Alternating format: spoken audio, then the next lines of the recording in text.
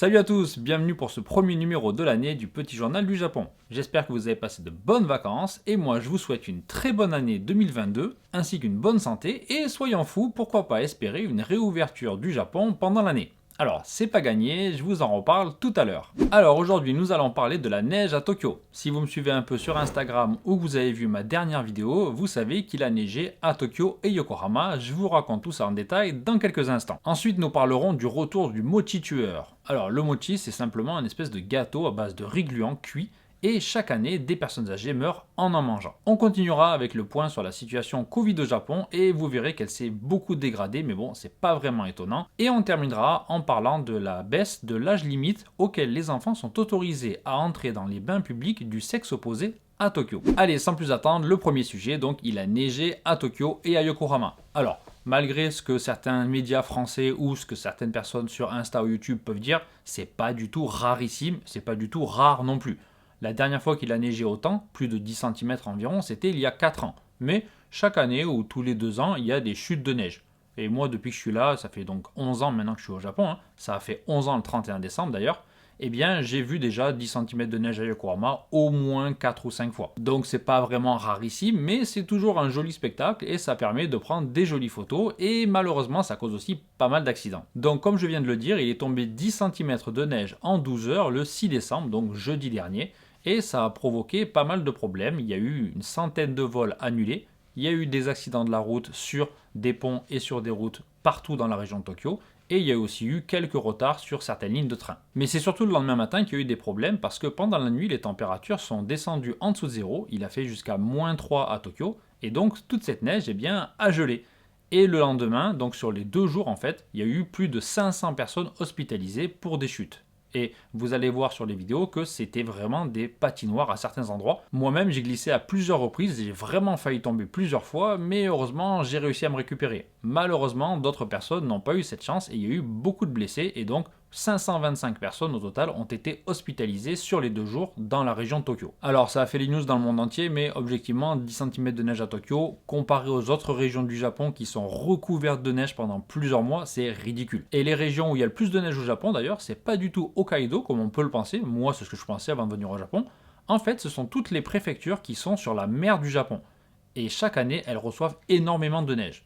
Pour vous donner un exemple, le 26 décembre, il y a eu 82 cm de neige en 24 heures à Niigata, 72 cm à Tottori et 69 cm à Nagano. Ici à Nagano, aïe, il reneige. Ah non. Vous voyez que ça n'a rien à voir avec ce qui se passe à Tokyo. D'ailleurs, quand on regarde le classement des préfectures qui ont le plus de neige chaque hiver, eh bien Hokkaido n'est même pas dans le top 5. Dans le top 3, vous avez en première place Yamagata avec 6,40 m de neige par hiver. Oui, vous avez bien entendu, 6,40 m de neige qui tombe chaque hiver. Numéro 2, vous avez Niigata avec 5,80 m et numéro 3, Akita avec 5,40 m. Donc si vous aimez la neige et le Japon, je vous conseille vraiment d'aller dans ces préfectures-là et pas forcément à Hokkaido. À Hokkaido, il fait très très froid, mais il n'y a pas énormément de neige. Voilà pour cet épisode neigeux à Tokyo. Depuis vendredi, il fait un temps magnifique, un grand soleil et il fait pas très froid, donc la neige a pratiquement disparu de partout. Mais bon, ça nous a permis de bien profiter. Mon fils a fait un bonhomme de neige et puis moi j'ai pris quelques photos et je vous ai montré tout ça. Voilà, j'espère qu'il neigera encore rapidement et pas dans 4 ans. Bien, passons maintenant aux morts et aux hospitalisations. Et je ne parle pas du Covid, je parle du mochi. Donc le mochi, comme j'ai dit tout à l'heure, c'est un espèce de gâteau à base de riz gluant cuit. Et on en mange souvent au Japon, on peut en manger tout au long de l'année, mais c'est vrai qu'on en mange particulièrement au Nouvel An. Il fait partie des plats du osechi et il est notamment dans le ozoni, c'est une espèce de soupe dont la composition varie un peu dans chaque région. Et chaque année, à la fin de l'année, le gouvernement, les autorités mettent des messages, parlent à la télévision, les programmes de télévision en parlent aussi, et préviennent les personnes âgées de ne pas manger de mochi, ou vraiment, si elles ne peuvent pas résister, de le couper en petits morceaux. Et ça loupe pas, chaque année, en janvier, il y a des personnes qui s'étouffent en mangeant du mochi, et il y a même des morts chaque année. Et on a appris cette semaine que malheureusement, 16 personnes ont été hospitalisées après s'être étouffées, après avoir mangé du mochi. Et parmi ces personnes, il y a eu 4 femmes de plus de 80 ans qui sont mortes étouffées en mangeant du mochi. Et le mochi, comme je disais tout à l'heure, c'est à base de riz gluant cuit. Et donc c'est très caoutchouteux. En plus, ça n'a pas vraiment de goût. Donc les personnes qui aiment ça parce que l'assaisonnement est bon. Il y a peut-être des variétés de mochi plus ou moins bonnes, mais moi j'ai goûté plusieurs fois et vraiment j'ai l'impression de manger du carton ou un chewing-gum qui n'a plus de goût. C'est vraiment pas quelque chose d'extraordinaire. Alors ça fait partie de la tradition, mais voilà. Et risquer sa vie pour ça quand on est une personne âgée, c'est quand même un peu dommage. Et donc le mochi a causé plus de morts au Japon le 1er janvier que le Covid. Et on enchaîne tout de suite donc sur la situation Covid.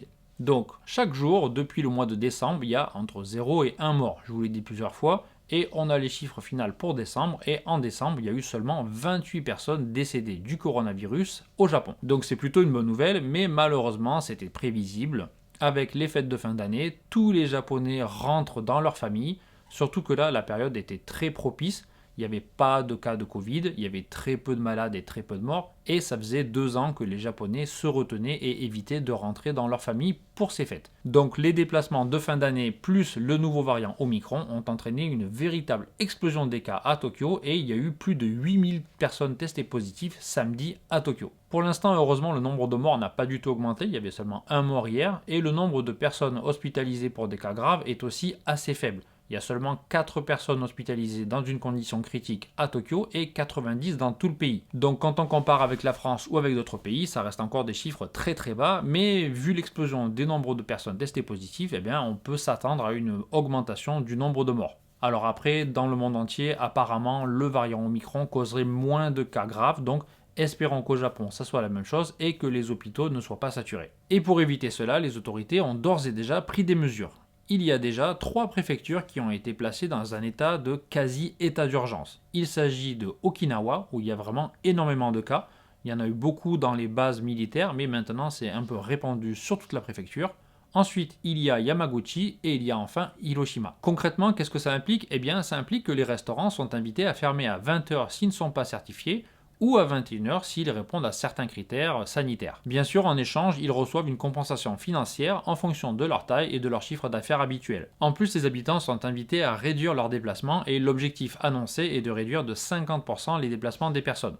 Encore une fois, il n'y a rien de contraignant, donc ça dépend de la bonne volonté des personnes. En plus, la capacité d'accueil des spectacles ou des rencontres sportives a été diminuée.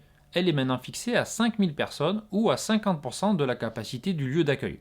Donc c'est le chiffre qui est le plus bas qui est retenu. Et quelque chose d'encore plus difficile à supporter, c'est que le zoo d'Ueno a annoncé que les 2 bébés pandas qui devaient être montrés au public ne seraient finalement visibles que par certains chanceux qui ont déjà gagné un ticket par loterie jusqu'à maintenant. Mais les autres personnes devront attendre encore plusieurs semaines ou plusieurs mois avant de voir ces 2 bébés pandas. Voilà, bon malheureusement, comme j'ai dit tout à l'heure, cette situation n'a rien d'étonnant et avec les fêtes de fin d'année, le variant Omicron et en plus la possibilité de se faire tester gratuitement sans symptômes dans plusieurs endroits du Japon, j'en ai déjà parlé dans le précédent numéro du Petit Journal il me semble, eh bien c'est pas étonnant que le nombre de cas explose. Alors une petite lueur d'espoir dans tout ça, une très petite lueur à mon avis, mais pour ceux d'entre vous qui souhaiteraient venir au Japon cette année, eh bien sachez que M. Kishida, le Premier ministre, a annoncé que après le week-end de 3 jours qui s'annonce, parce que lundi c'est un jour férié, c'est le jour de la cérémonie du passage à l'âge adulte, eh bien, le gouvernement allait réexaminer l'utilité de la fermeture très stricte des frontières qui est en place maintenant. Alors, on verra s'il décide d'assouplir un peu les règles et de laisser rentrer certaines personnes, mais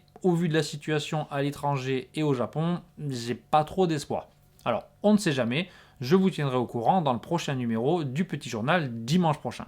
Allez, dernier sujet de ce premier numéro du Petit Journal du Japon, édition 2022, nous allons parler de la baisse de l'âge limite des enfants autorisés à se baigner dans les bains publics du sexe opposé à Tokyo. Alors au Japon, vous le savez tous, il y a évidemment des onsen, des sources thermales, des sources chaudes qui sont très populaires et où tout le monde va en famille, en couple ou bien seul. Mais il y a aussi, peut-être vous ne le saviez pas, des bains publics qui sont un peu partout, un peu dans tous les quartiers. On appelle ça des sento en japonais. Et donc ce sont des endroits où on peut aller se détendre ou bien se laver. Parce qu'il y a encore 2 ou 3 générations, il n'était pas du tout rare de ne pas avoir de salle de bain à la maison, et donc les familles allaient au sento, le plus proche de la maison, pour se laver. De nos jours, c'est assez rare, ça existe encore, mais c'est quand même devenu très rare. Et donc, le sento ou le onsen, ce sont des activités familiales.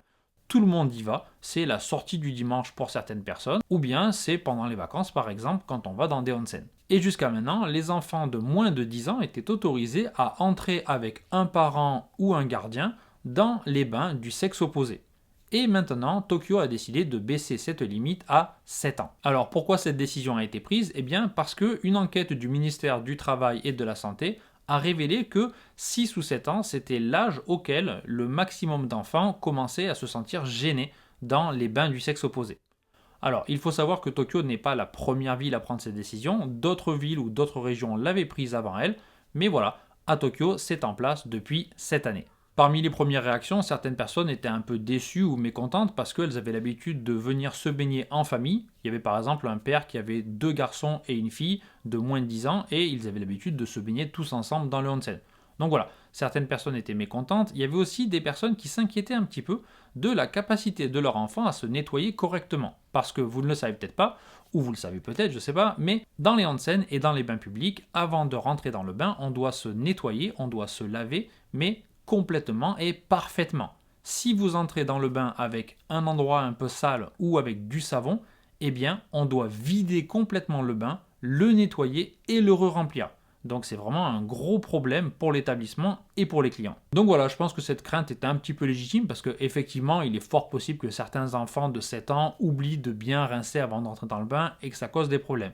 Mais je pense quand même que la décision est plutôt positive parce que c'est vrai que ça peut être gênant pour les enfants et aussi pour les adultes parfois d'avoir des enfants un peu grands dans le bain. En tout cas, ce sont les réactions de Japonais qui ont été interrogés. Alors globalement, les réactions étaient plutôt bonnes et la majorité des personnes étaient d'accord avec cette décision. Il y a même des personnes qui souhaitaient qu'elle soit encore abaissée, que cette limite d'âge soit encore abaissée. Et puis pour les personnes qui ne sont pas satisfaites par cette nouvelle règle, eh bien elles peuvent tout simplement ne pas y aller. Parce que comme je l'ai dit tout à l'heure, maintenant c'est vraiment une activité de loisir. Donc ça n'a rien d'obligatoire comme ça pouvait être le cas il y a plusieurs générations. Ça étonne peut-être certains d'entre vous qu'on se baigne nu en famille, mais au Japon c'est quelque chose de vraiment naturel. Et dans les onsen, on se balade nu, donc avec des inconnus, mais aussi avec ses proches et avec ses amis. Donc quand on est en famille ou avec des amis et qu'on va en onsen, eh bien les hommes vont d'un côté, les femmes de l'autre. Et donc au Japon, une majorité des Japonais a déjà vu des membres de sa famille et voit encore des membres de sa famille nus quand ils vont dans des onsen, ou leurs amis quand ils y vont avec des amis. Voilà, c'est quelque chose de tout à fait normal au Japon. Alors quand on est français, c'est vrai qu'au début on est un peu pudique. En France, on n'aime pas trop la nudité de ce côté-là. La première fois qu'on rentre dans un onsen, on se rend compte que tout le monde est nu et que personne ne regarde personne finalement. Donc après, c'est très naturel. Maintenant, franchement, j'ai plus aucune réticence. Bon, déjà dès le début, j'en avais pas trop, mais je sais que certains Français sont assez réticents à cette idée. Et il faut savoir qu'il y a aussi des onsen privatifs. Donc, pas dans les sento, mais dans les onsen, dans les ryokan, donc les auberges traditionnelles japonaises, ou dans des hôtels qui proposent des onsen. Vous pouvez souvent louer soit à une heure précise une salle avec un onsen pendant 1 heure, donc pour vous et pour vos proches si vous voulez, ou si vous avez un tatouage par exemple, c'est une bonne solution. Et après, il existe aussi des chambres avec un onsen dans la chambre, alors sur la terrasse ou dans la salle de bain. Alors là, c'est beaucoup plus cher, mais c'est également une solution si vous voulez profiter des plaisirs du onsen avec un tatouage ou que vous êtes trop pudique. Voilà, c'est tout pour ce premier numéro du Petit Journal du Japon 2022. J'espère que ça vous a plu. Si vous avez aimé, comme d'habitude, n'hésitez pas à partager sur les réseaux sociaux, à mettre un petit like et à vous abonner si vous ne l'êtes pas encore. Moi, je vous souhaite une très bonne journée et je vous dis rendez-vous dimanche prochain pour un nouveau numéro du Petit Journal du Japon. Salut!